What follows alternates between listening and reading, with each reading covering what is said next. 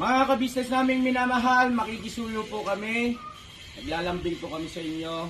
Kung maaari po sana ay pakisuportahan natin Taong Gala. Pakisuportahan po natin Taong Gala. Analisa Reality Vlog. Analisa Reality Vlog. Anime Reactors TV. Anime Reactors TV. Alminda Cariaga Mix Vlog. Alminda Cariaga Mix Vlog. Ma'am Fleurs Channel. Ma'am Fleurs Channel. Densyak TV. Densyak TV. PLC Katangay Vlog. PLC Katangay Vlog. Kalingap Turak. Kalingap Turak. Alright? Alright. Bira! Bira. Support po natin mga kabisnes naming minamahal. Nagpaalam po sila. At ayan, mga reactors po yung karamihan dyan. At ito naman si Densyak TV ay solid ka business po yan na nasa abroad. At sponsor din po natin. No? Thank you so much po. God bless sa ating lahat. Mga kabisnes, baka samantalahin mo itong pagkakataon na to. Kung po pwede po sana, lalambing ako sa inyo. Supportahan niyo po yung Anime Reactors TV. Solid ka business po yan. Tapos ano po kasi siya, bedridden na po mga ka-business. So sa pamamagitan ng pagbablog, awa ng Diyos nga, na-monetize na siya. Nagkakaroon siya ng kaunting revenue. Kaya maliliit lang kasi yung views niya. Baka pwede po supportahan natin si Anime Reactors TV. Yan. Pero bedridden na po siya. Kaya mapapansin nyo yung at least na mukha niya, pinapakita niya. Cartoon character. Portahan po natin yan, Anime Reactors TV.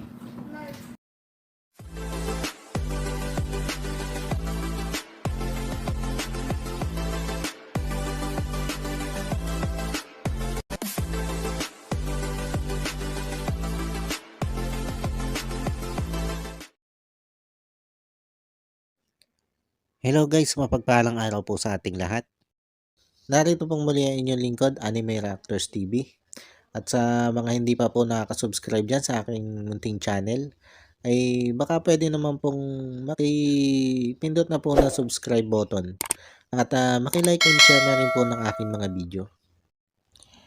At patuloy din po natin suportahan ang Mag-amang Ka-Business Official at Papa Dins TV.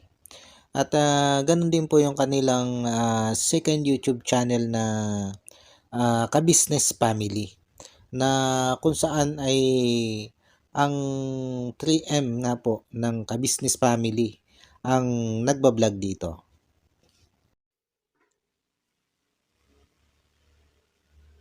Yun guys, panibagong araw, panibagong reaction ulit po tayo. At for today's video po ay gawan po natin ng reaction itong huling naging vlog nitong sila ka-business dito sa patungkol nga po dito kay Kuya Bong at dito kay Ate Clarissa. At ang unang tinalakay nila po dito ay yung patungkol dito sa comment nitong si Agnes Curie na di umano ay ang tingin daw niya ay planted yung mga nakuhang underwear dito sa bahay ni Kuya Bong. Kumbaga, isang napakabobong komento nitong comment na ito. Dahil isipin mo, damit yun ng anak ni Mrs. and Mr. Ka-Business. Underwear yun ni Budang. Yung nakuha doon. Paano nilang itatanim yun? Diyos ko santo, babaeng are. Sa tingin mo, gagawin nila ka-business na itanim ang mga underwear ni Budang na hindi pa nalalabhan doon sa bahay ni Kuya Bong. Sa anong purpose? Ay wala naman silang intensyon sirain si Kuya Bong. At hindi nila gawaing manira ng tao. Itong si Kuya Bong, for your information, Agnes Curie. Itong si Kuya Bong ay ang turing nila ka-business dito ay anak na. Dahil itong si Kuya Bong nga ay ulila ng lubos. At hindi nila magagawa dito kay Kuya Bong na sirain ito. Kaya papaano mo naisip na yung mga underwear ni Budang ay itatanim nila Mrs. Ka-Business doon sa bahay ni Kuya Bong? Para ano? Para palabasin mo na sinisiraan nitong sila Mrs. Ka-Business, nila Ka-Business, itong si Kuya Bong? Ay yung mga nangyayari ngang hindi maganda dito kay Kuya Bong, masasaktan sila. Ay bakit nila sisiraan? Sa tingin mo? Eh wala ka ding utak eh. Di ba? Bago kasi mag-comment, ay isip-isip din muna. Isip-isip din ang i-comment. Hindi basta comment ka na lang ng comment, hindi ka nag-iisip. Samantalang inamin na naman ni Kuya Bong na yung mga underwear na nandoon sa kanyang bahay ay siya yung nag-uwi doon. Siya yung nagdala doon. Bagamat itong underwear ni Budang ay hindi niya inaamin na doon niya kinuha sa marumihan nila Ka-Business. Kundi ang sinasabi niya dito ay itong mga underwear ni Budang na ito ay nakuha niya sa basurahan.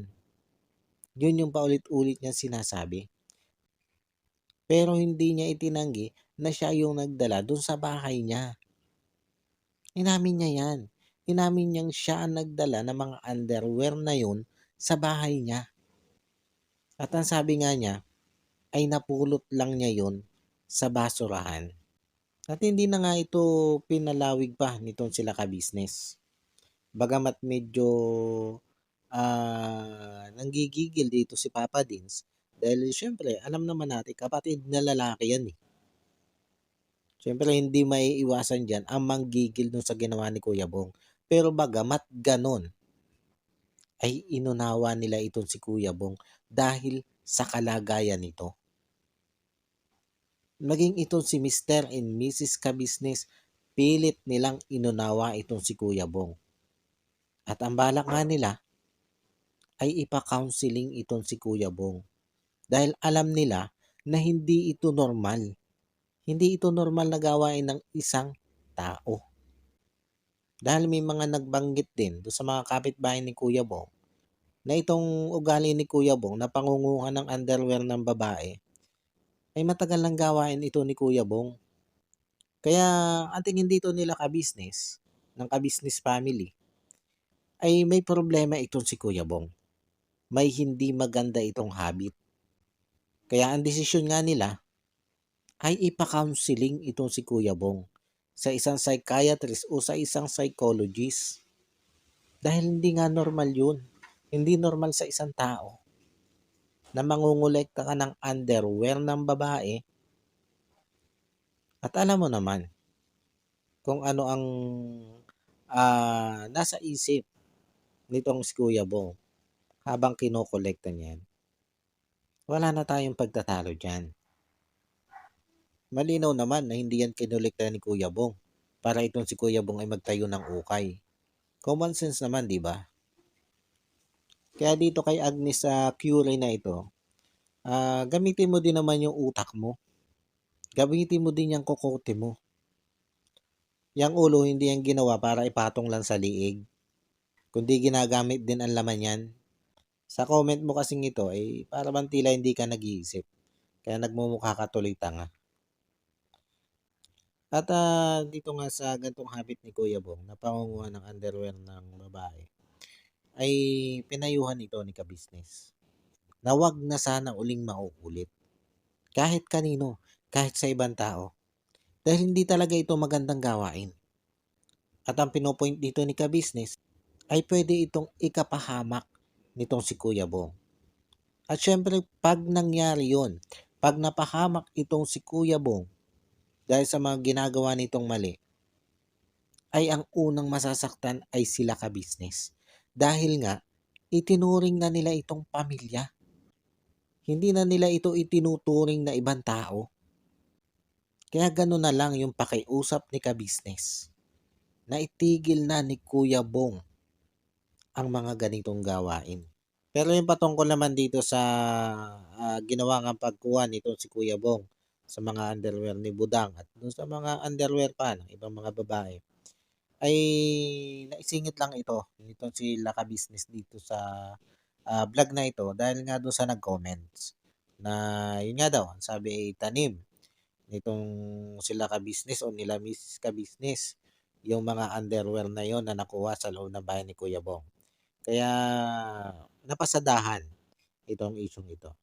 Pero ang talagang topic nila dito ay yung patungkol dito kay Ate Clarissa, kay Kuya Bong at kay Ate Maylin.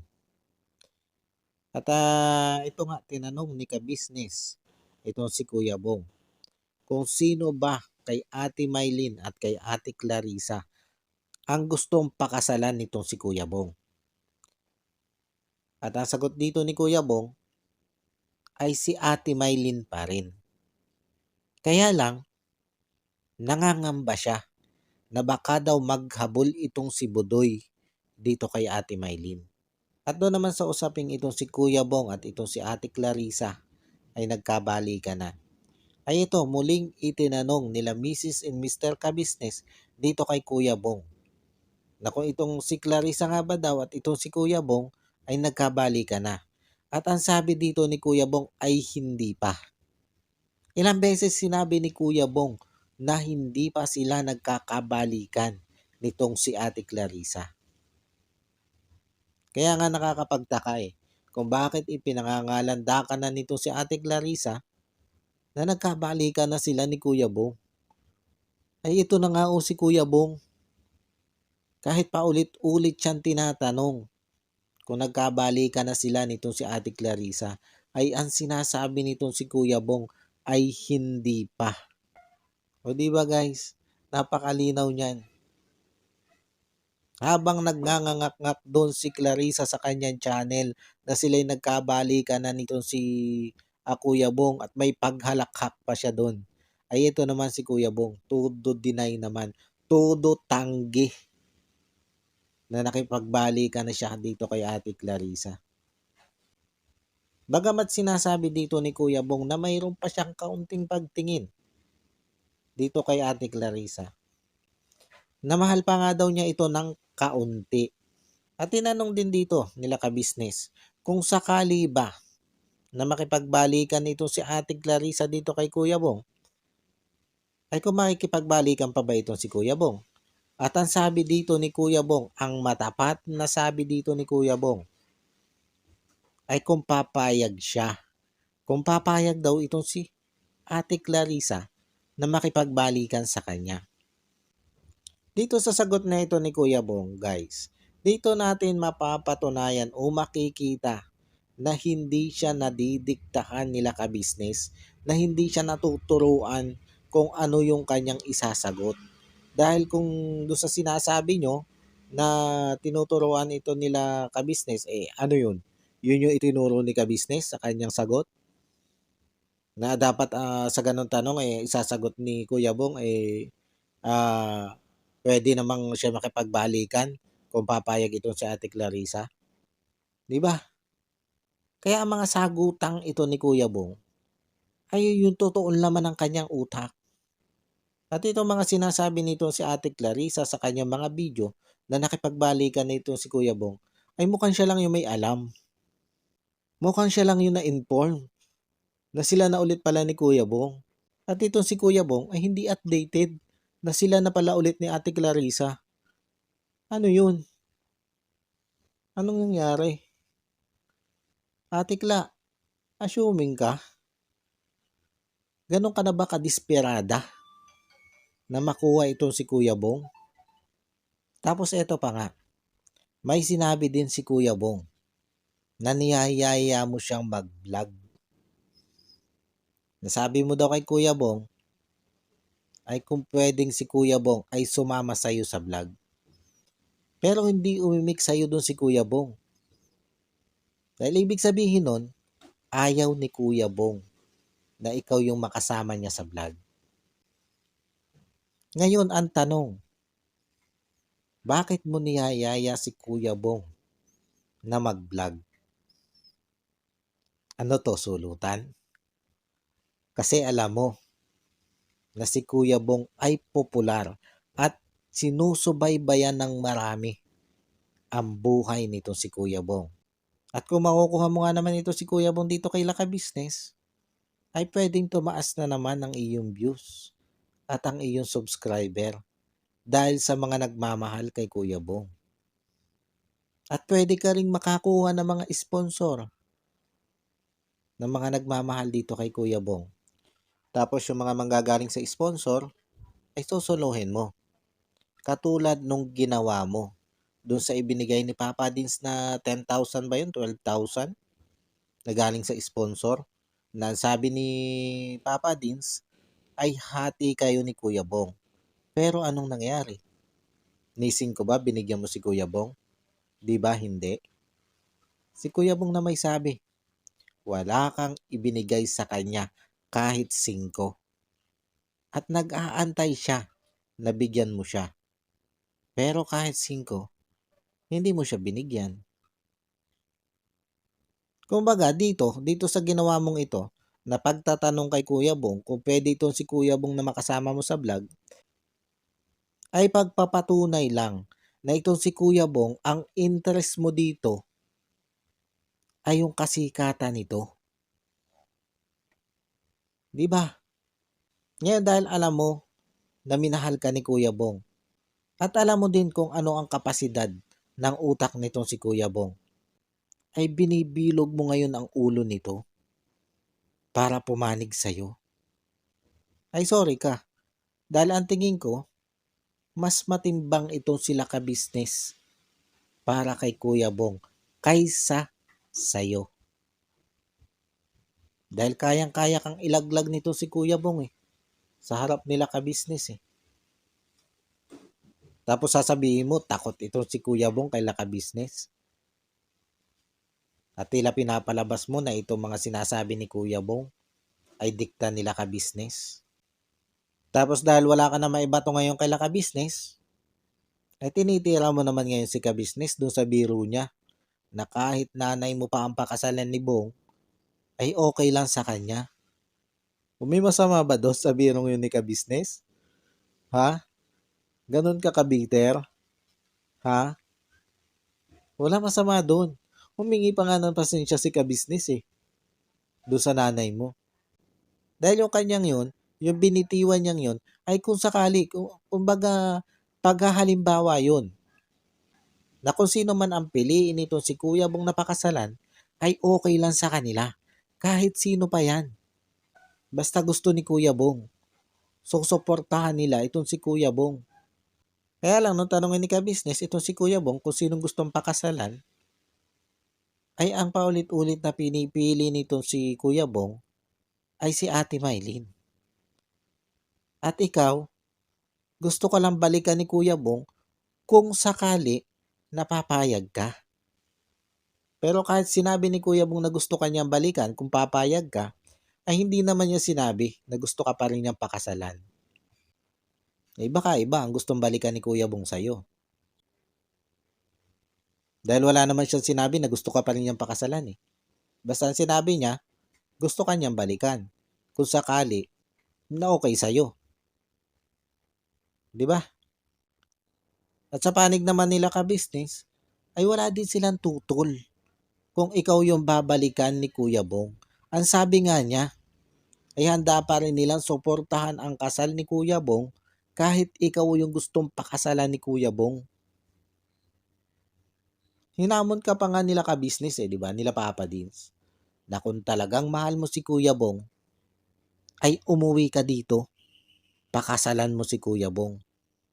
Kung talagang mahal mo si Kuya Bong, ay magsakripisyo ka para kay Kuya Bong. Umuwi ka dito sa Pilipinas at magpakasal kayo ni Kuya Bong. Yun ay kung talagang mahal mo si Kuya Bong at talagang hindi mo ginagamit lang itong si Kuya Bong para dyan sa YouTube channel mo. Kaya lang doon sa live mo, ang sabi mo, hindi ka naman sira ulo para umuwi. Di ba? Bakit ka uuwi? May pabilat-bilat ka pa nga doon, di ba?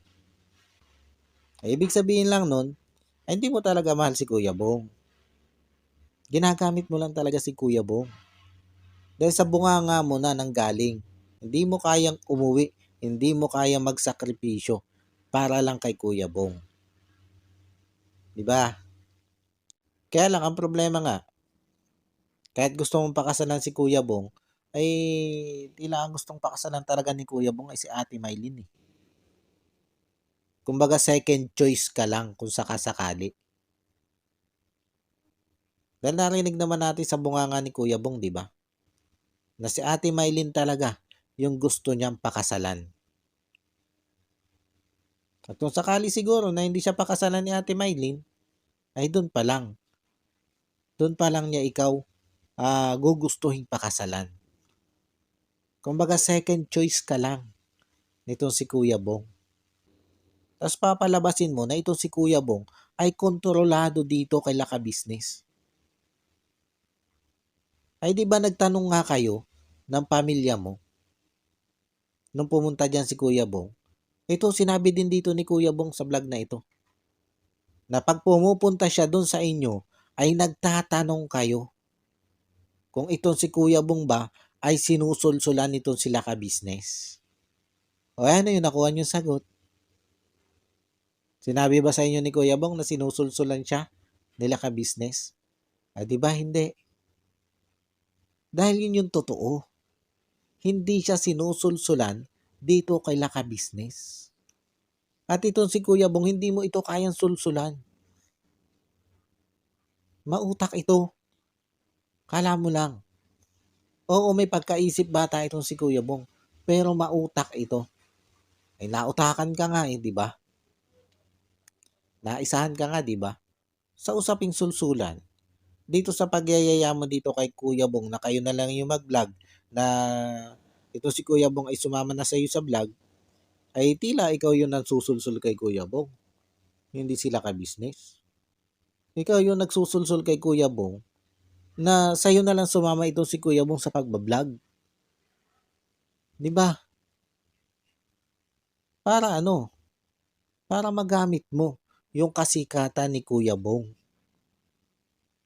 Ito sinasabi kong ito guys, ay bata yan sa sinabi ni Kuya Bong.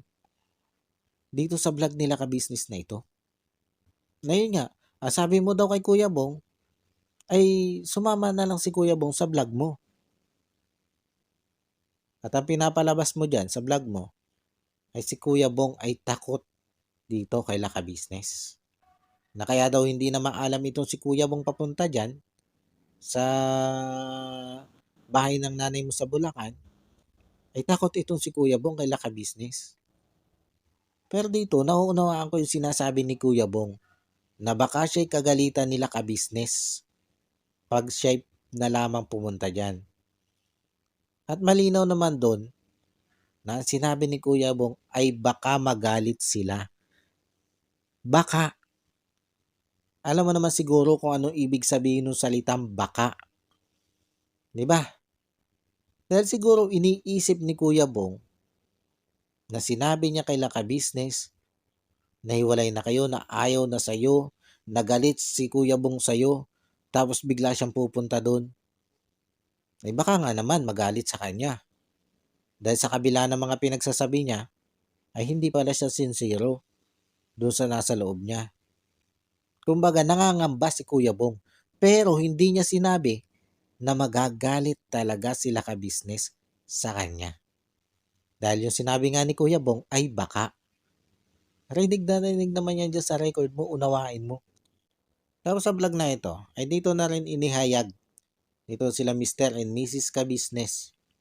Yung patungkol dito sa pag-reach out nila dito kay Ate Clarissa after ng break up nitong si Ate Clarissa at ni Kuya Bong.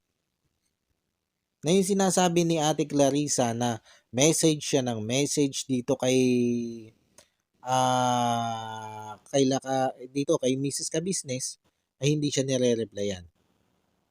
Noong panahon kasi na siya ang mini-message nito nung sila Mrs. Ka-Business ay hindi siya nagre-reply. Hindi nga lang basta message ang ginagawa sa kanya eh.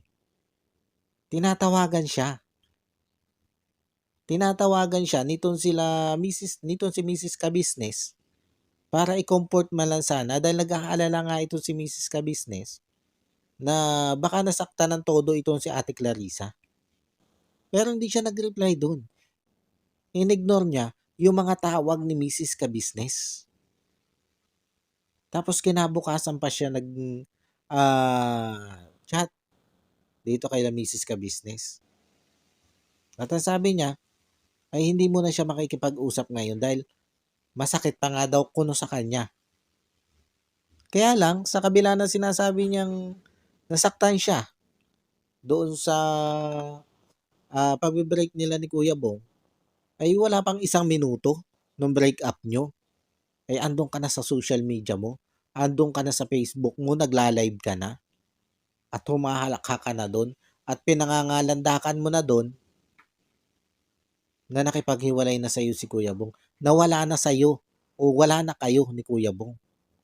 Kumbaga mas inuna mo pa yung pagla-live dyan sa Facebook mo, yung pangangalandakan na wala na kayo ni Kuya Bong, kaysa sa kausapin itong sila Mrs. Ka-Business. Ngayon, paano mo masasabi na masakit pa sa'yo yung nangyari? Ay kung makahalakha ka nga doon sa mga live mo, ay kainaman. Yung halakhak mo doon ay halakhak ng nagdiriwang. Tapos sasabihin mo na nasasaktan ka. Sino maniniwala sa'yo na nasasaktan ka doon? Kaya ang ginawa ni Mrs. Ka-Business ay iblina ka sa Messenger. Tapos doon ka nagme-message sa kanya nung panahong nakablock ka na sa kanya. Nung panahong nakablock ka na kay Mrs. Ka-Business. Doon ka palang nag-chat kay Mrs. Ka-Business. Ay natural na hindi ka masin. Ay nakablock ka na eh. Tanga ka ba?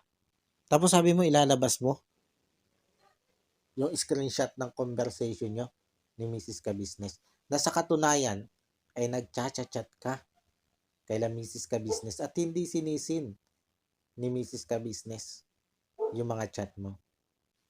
Ay papaano ka nga isisin?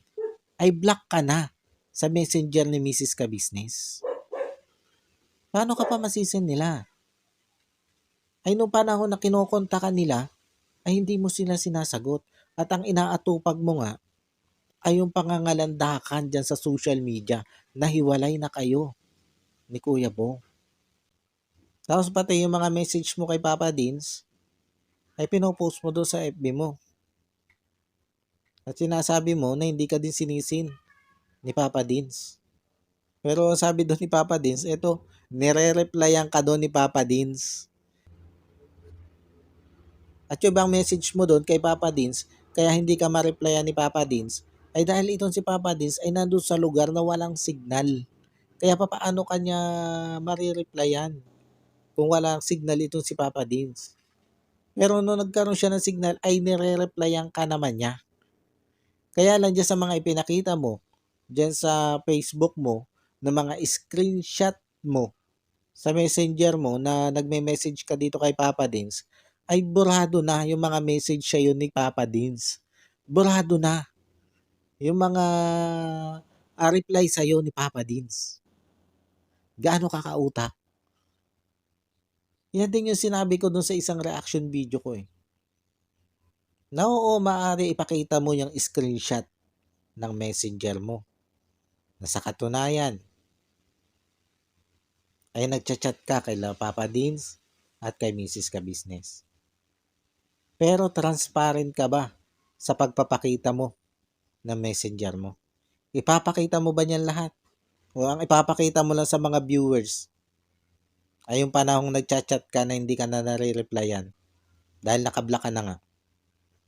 Pero yung sila ay nagkukumahog na makonta ka, ay imposible na ipakita mo yun.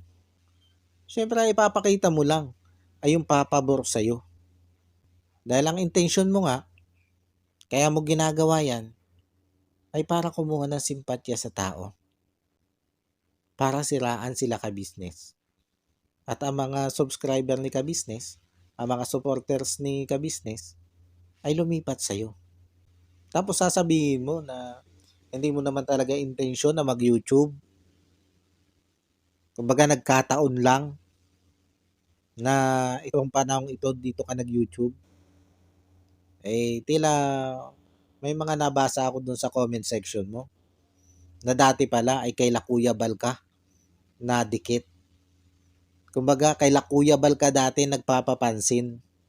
Sa Kalingap ka dati nagpapapansin. Kaya lang, nabigo ka. Hindi ka napansin ng Kalingap. Di ba? Kaya dito ka lumipat kay Laka Business. At dito ka napansin. Dahil ginamit mo itong si Kuya Bong. Ginamit mo yung paghahanap nila sa pwedeng mapangasawa ni Kuya Bong. Kaya madali mong nakuha yung simpatya ng mga ka-business, subscriber at supporters. Diba? Pero noon pa man ay ang purpose mo na sa pagdikit mo sa mga malalaking YouTuber ay para iangat yung YouTube channel mo na nilangaw sa kangkungan. 2017 mo pa ginawa pero hindi nagkaroon ng subscriber. At kung hindi ka pa nga napadikit dito kay Kuya Bong at kay ka-business, ay hindi pa aangat ng ganyan ang iyong subscriber. Tapos nung magkahiwalay nga kayo ni Kuya Bong, yun yung ginamit mong pagkakataon para hatakin yung mga subscriber ni ka-business papunta sa'yo. Dahil do sa mga video mo, ay alam mo kasi na marami ang nagmamahal kay Kuya Bong, kaya pinalabas mo na gustong gusto mo pa rin balikan si Kuya Bong, na mahal mo pa rin si Kuya Bong. At ang naging dahilan ng paghiwalay nyo ay itong sila ka-business. Yung hindi pag-reach out sa'yo ni Mrs. Ka-business, yun yung pinapalabas mong dahilan ng paghihiwalay nyo ni Kuya Bong. Ay ngayon, na naglabas sila ka-business ng ebidensya na sila yung unang nagre-reach out sa'yo pero ikaw yung nag-ignore sa kanila. Marami tuloy nagalit sa'yo. At nung mag-live ka ay pinutaktikan ng basher. Diba? Tapos sasabihin mo dyan sa live mo na ikay nananahimik na. Pero naglabas pa sila ng mga video na patungkol sa'yo. Hoy, Ate Kla, sabi ko nga, samparte ka nanahimik. Ay simula nung ginamit mo si Kuya Bong sa social media mo, ay nagpatutsada ka na nagpatutsada araw-araw. Laban dito kay Laka Business. Na ito sila ka-business nga naging dahilan ka mo ng paghihiwalay nyo ni Kuya Bong. Nagpa-interview ka pa nga doon sa isa mong kaibigan vlogger, di ba? At pinapalabas nyo din doon na lost communication yung dahilan ng paghihiwalay nyo ni Kuya Bong. Tapos ito nga, itong post ni ka-business patungkol doon sa nakitaan nila ng mga underwear ni Budang itong loob ng bahay ni Kuya Bong, ay naggawa ka agad ng short video. At sinasabi mo doon sa short video mo na yon na tanim lang yung mga underwear na nakuha doon sa bahay ni Kuya Bong. O tapos sasabihin mo na nananahimik ka. Saan banda ka nanahimik, te? Ha? Saan banda ka nanahimik? Eh halos araw-araw nga ng iyong video ay nababanggit mo sila. Halos lahat ng video mo ay may pasaring ka sa kanila. Pero sila, ngayon lang sila nagsalita. Patatlong video pa nga lang, nilalabas nilang yan eh. Ngal-ngal ka na. Diba? 3 video pa lang yan. Inilalabas nilang yan na nadawit ang pangalan mo. Kumpara dun sa halos araw-araw mong patutsada sa kanila.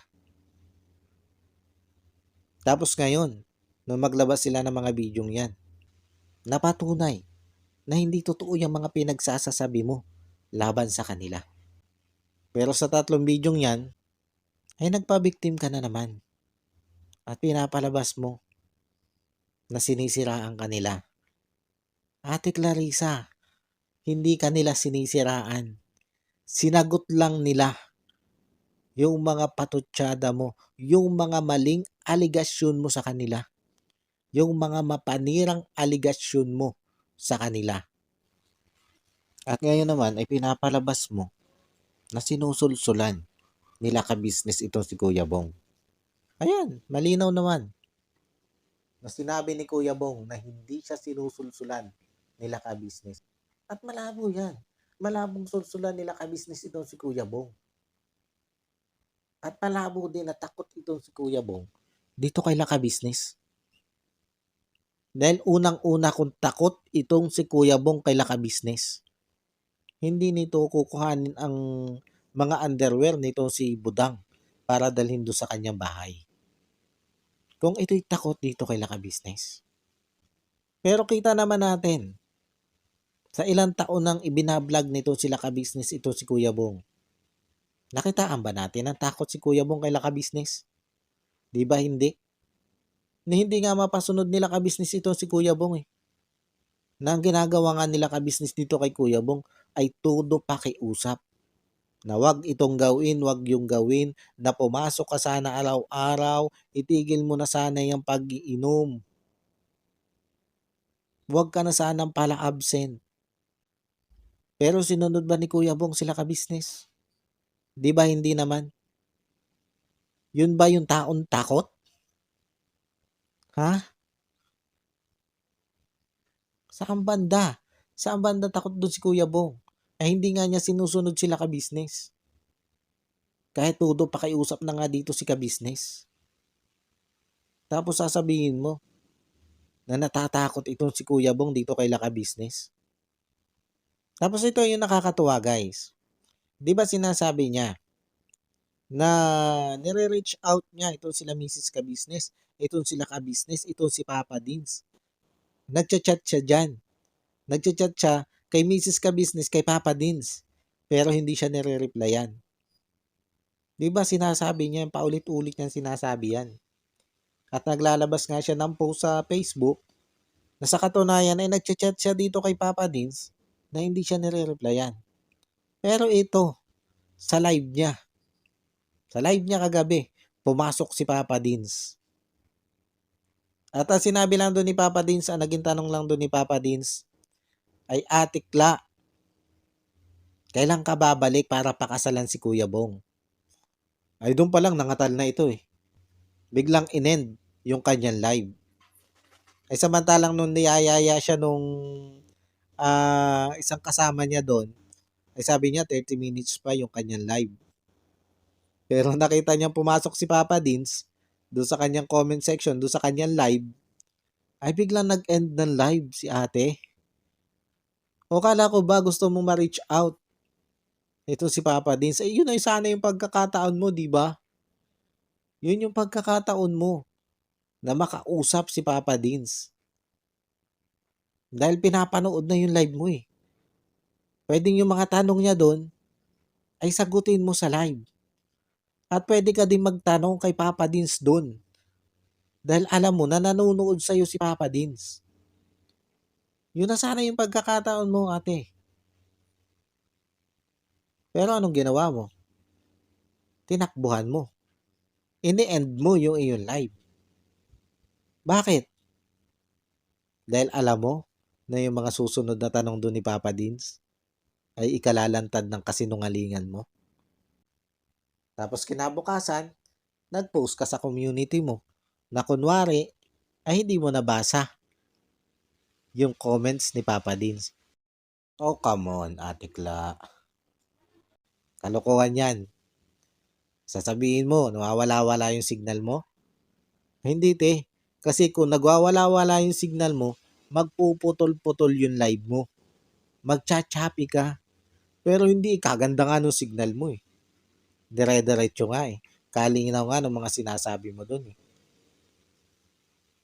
Pero nung makita mo si Papa Dins, na nandun na sa comment section mo, ay tila ba parang nagloko na yung signal mo at inend mo na yung kung video mo. At sabi mo wala na nagtatanong.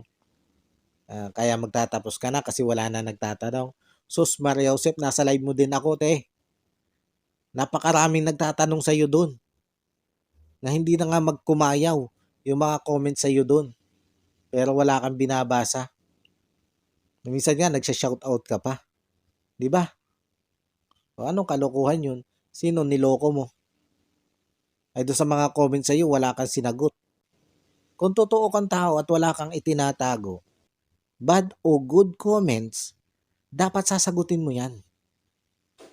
Di ba? Hindi yung mamimili ka lang ng comments na good at pabor sa'yo at yun yung babasahin mo.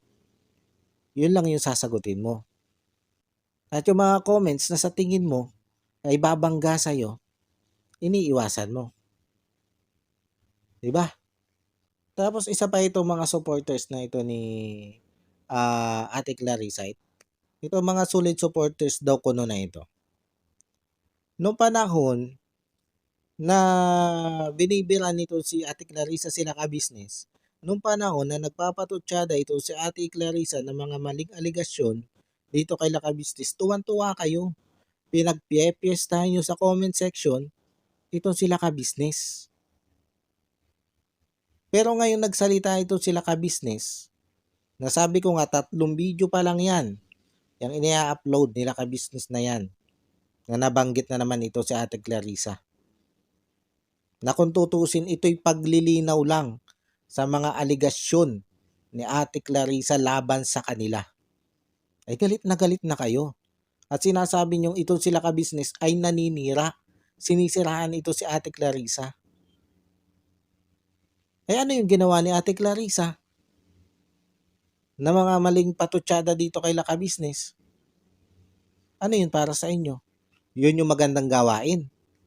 Dahil si Ate Clarissa yung naninira. Pag si Ate Clarissa yung naninira, magandang gawain yung para sa inyo. Dahil si Ate Clarissa ay kunoy makadiyos. Pero nung sila ka-business ay sumagot, para sa inyo, yung ginawa ni ka-business ay paninira labang kay Ate Clarissa. Asan ang mga utak nyo doon? Nasaan ang mga utak nyo? Na pag si Ate Clarissa yung naninira, tuwan-tuwa kayo. Nagpapalakpakan pati mga tenga nyo. At kung ano-ano negatibong comments nyo din laban kay Laka-Business. Tapos nung sila ka-business ang sumagot, galit na galit kayo at sinisiraan kanyo si Ate Clarissa. Hindi po nila siniraan si Ate Clarissa. Sinagot lang po nila ka-business ang mga mali o mapanirang aligasyon ni Ate Clarissa laban sa kanila. Na kung tutuusin nga, sabi ko nga, napakatagal na panahon na nanahimik nito sila ka-business. Hindi sila nagsalita laban dito kay Ate Clarissa. Kahit alam na nila na patuloy silang sinisiraan ito sa social media. Hindi sila nagsalita noon, hindi sila sumagot, nanahimik sila. Pero anong ginawa ni Ate Clarissa? Tuloy-tuloy yan, araw-araw yan. Araw-araw may patutsada yan. Araw-araw may pasaring. Napuno na sila ka-business. Kahit ano ba naman kasing bait ng tao, kung inaabuso ka na masyado, ay magagalit din yan. At ito, napuno na nga sila. At mas minabuti na nga nila na sumagot doon sa mga mapanirang aligasyon nito si Ate Clarissa. Tapos ngayon, papalabasin nyo. Lalo na nito si Ate Clarissa, papalabasin mo na sinisiraan ka nila ka-business. Huy, gising, baka nananaginip ka. Bakit hindi mo tingnan yung katotohanan na sinagot lang nila yung mga mapanira mong aligasyon? Tapos sasabihin mo na sila yung naninira sa'yo. Ikaw ang nanira sa kanila ng mahabang panahon. At siguro akala mo hindi ka papatulan. Akala mo siguro patuloy sila mananahimik kahit anong sabihin mo. Akala mo siguro hahayaan na lang nila na patuloy kang gumawa dyan ng paninira laban sa kanila. Hindi mo akalain, di ba? Hindi mo akalain na isang araw ay sasagot sila sa mga malimong aligasyon laban sa kanila. Hindi mo inaasahan yan. Di ba? Kaya nga nangatog ka sa takot Nung makita mo si Papa Din sa nandun na sa live mo. Di ba? Pati nga yung pagpapakita mo doon sa nakarecord yung pag-uusap ni Kuya Bong, halatang halata naman na nangangatal yung kamay mo doon. Nangangatal ka te sa takot. Halatang halata yun.